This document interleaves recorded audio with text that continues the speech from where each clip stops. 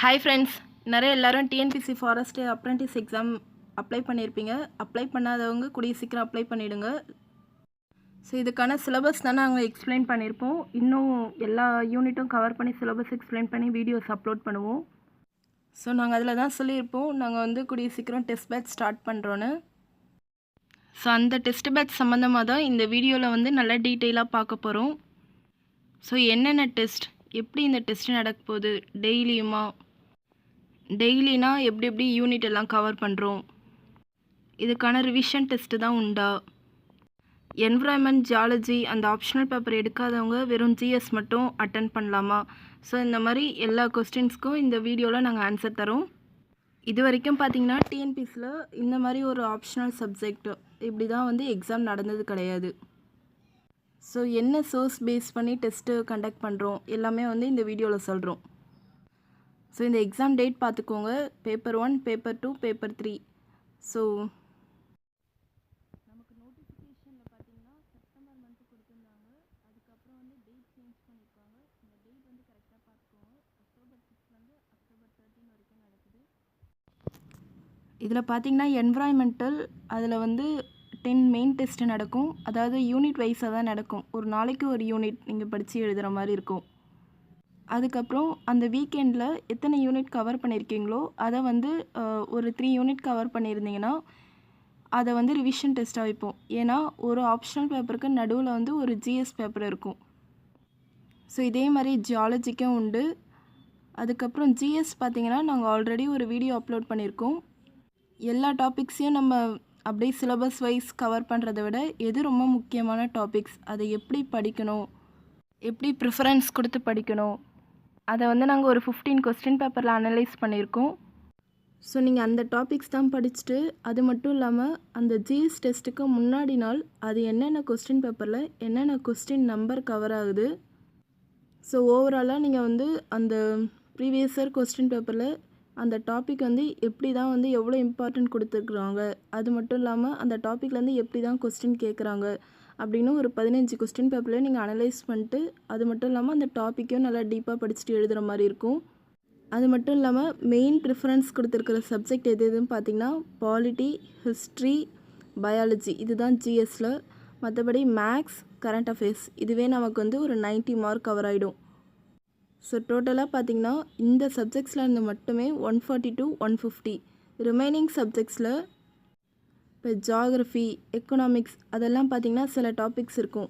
ஜியாகிரஃபினா earth and solar system, எக்கனாமிக்ஸ்னால் planning commission, அது மட்டும் இல்லாமல் ஜிடிபி, ஜிஎன்பி, அதுக்கப்புறம் நிறைய தியரிஸ் தான் இருக்கும். ஸோ இதெல்லாம் உங்களுக்கு அந்த டெஸ்ட்டு ப்ரிஃபரன்ஸில் இருக்கும். மேக்ஸ் தான் 50 மார்க்ஸ் நீங்கள் அட்டன் பண்ண போகிறீங்க.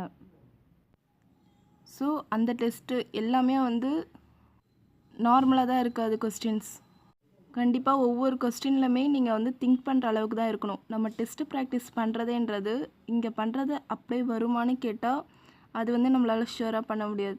ஆனால் இங்கே நம்ம பண்ணுற விஷயம், அதாவது நம்ம திங்க் பண்ணுறது கண்டிப்பாக எக்ஸாமில் யூஸ் ஆகும். ஸோ அந்த ஸ்டாண்டர்டில் தான் நாங்கள் கொஸ்டின் பேப்பர் எடுப்போம். அண்ட் கரண்ட் அஃபேர்ஸும் ரொம்ப முக்கியமான ரோல். ஸோ உங்களுக்கு டெஸ்ட்டு எப்படி இருக்குன்னு பின்னாடி நான் சிலபஸில் அது பார்க்கலாம். ஸோ எல்லா டெஸ்ட்டுக்கும் பார்த்தீங்கன்னா நீங்கள் ஃபுல் டெஸ்ட் ப்ராக்டிஸும் இருக்கும். இந்த டெஸ்ட்டில் பார்த்தீங்கன்னா உங்களுக்கு எல்லா இதுக்குமே கொஸ்டின் அட்டன் பண்ணோடனே அந்த ஆன்சர் எல்லாமே டிஸ்பிளே ஆகும். அது மட்டும் இல்லாமல் நாங்கள் கொஸ்டின் பேப்பர் லிங்காகவும் ப்ரொவைட் பண்ணுவோம். ஸோ நீங்கள் அதில் அட்டன் பண்ணிக்கலாம். பிடிஎஃபாகவும் ப்ரொவைட் பண்ணுவோம். அண்ட் ஆன்சர் கீ பிடிஎஃப்பும் ப்ரொவைட் பண்ணுவோம். ஸோ இதில் பார்த்திங்கன்னா நாங்கள் ஆல்ரெடி கொஸ்டின் பேப்பர் டிஸ்கஷன் பண்ணுறதா சொல்லியிருந்தோம். இந்த எல்லா டெஸ்ட்டுக்கும் கொஸ்டின் பேப்பர் டிஸ்கஷன் பண்ணுறதுன்றது ரொம்ப கஷ்டம். ஏன்னா இது இந்த question paper full and full prepare பண்ணுறது நான் மட்டும்தான். அதனால் உங்களுக்கு ஆப்ஷனல் பேப்பர் பொறுத்த வரைக்கும் என்விரான்மெண்ட் ஜியாலஜி இதில் டெய்லி ஒரு யூனிட் தான் வைக்கிறதுனால அந்த ஒரு நாளைக்கு உங்களுக்கு 50 கொஸ்டின்ஸ் இருக்கும்.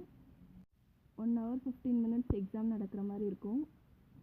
அந்த 50 கொஸ்டின்ஸும் பார்த்திங்கன்னா அவ்வளோ ஸ்டாண்டர்டாக இருக்கும்.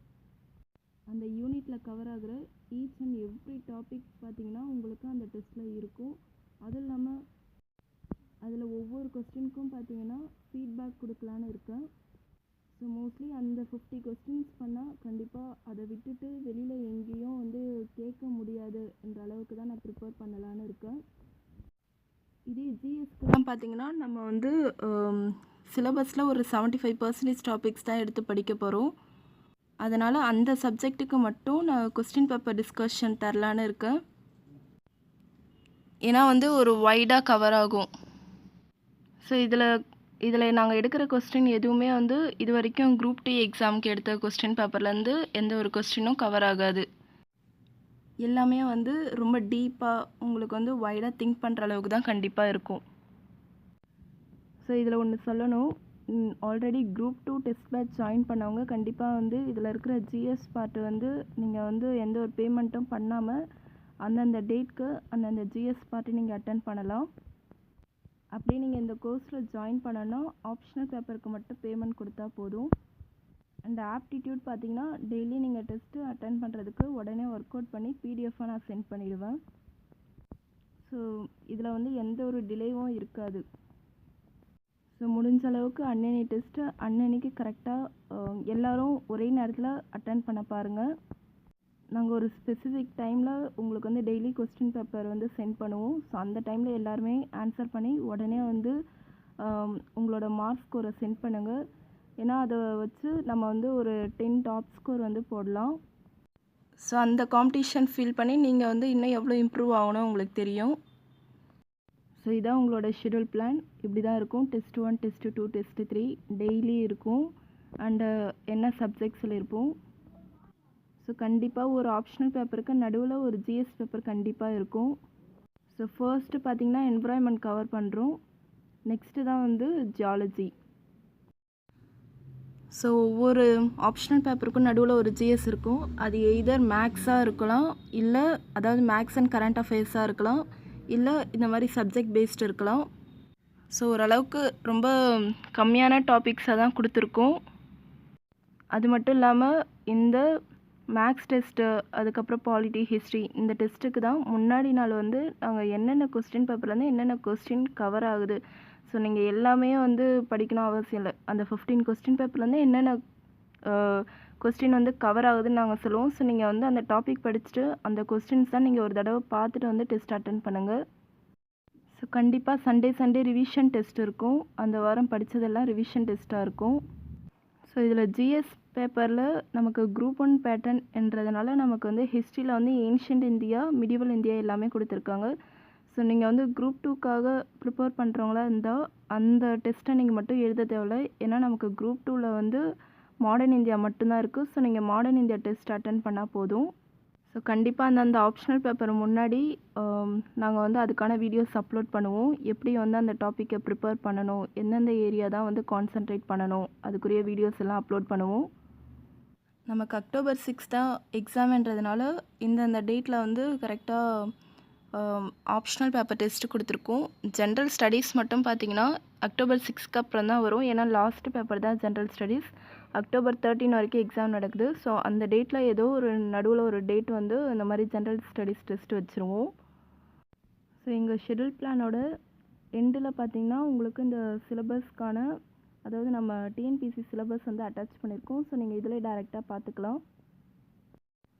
ஸோ இதுக்கான பேமெண்ட் டீட்டெயில்ஸ் பார்த்துக்கோங்க. அதாவது இந்த 3 டெஸ்ட்டுக்கும், அதாவது 3 சப்ஜெக்ட்ஸ்க்கும் பார்த்தீங்கன்னா நாங்கள் வந்து 1500 ஃபிக்ஸ் பண்ணியிருக்கோம். பிகாஸ் நாங்களும் ஒரு 2 months உங்கள் கூட வந்து ஃபுல் ஃப்ளெட்ஜ்டாக இதுக்காக ஒர்க் பண்ண போகிறோம். நியர்லி ஒரு 8 ஹவர்ஸாக தான் ஆகும் கொஸ்டின் அனலைஸ் பண்ணி, கொஸ்டின் எடுத்து அதுக்கான டிஸ்கஷன், ஃபீட்பேக், பிடிஎஃப் எல்லாமே கொடுக்கறதுக்கு.